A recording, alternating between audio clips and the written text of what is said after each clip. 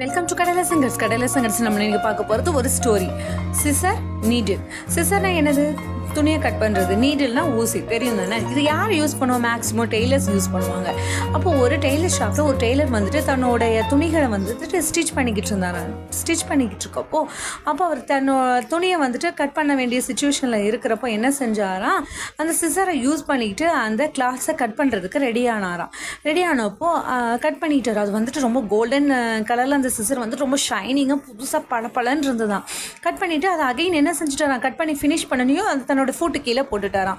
இதெல்லாம் கவனிச்சிட்டு இருந்தால் அது வந்துட்டு அமைதியாக இருந்தது தான். நீடில் எடுத்தாராம். அந்த நீடில் எடுத்துகிட்டு ஊசி எடுத்துகிட்டு அகைன் கட் பண்ண துணியை வந்துட்டு ஸ்டிச் பண்ண ஆரம்பிச்சா ரெண்டையும் ஜாயின் பண்ணி தச்சுட்டு இருந்தாராம்.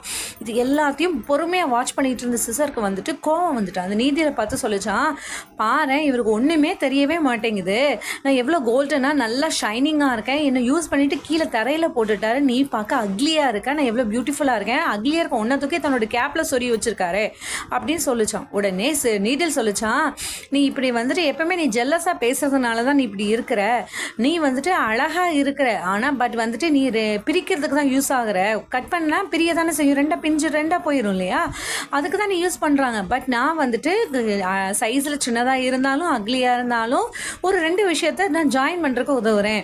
இதே மாதிரி தான் நம்ம லைஃப்லையுமே நம்ம அழகாக இருக்காங்க, பியூட்டிஃபுல்லாக இருக்காங்க, யாரையுமே அவங்களோட தோற்றத்தை வச்சு நம்ம எடை போடவே கூடாது. ஓகே ஃப்ரெண்ட்ஸ், தேங்க்ஸ் ஃபார் வாட்சிங் my video. Thanks a lot.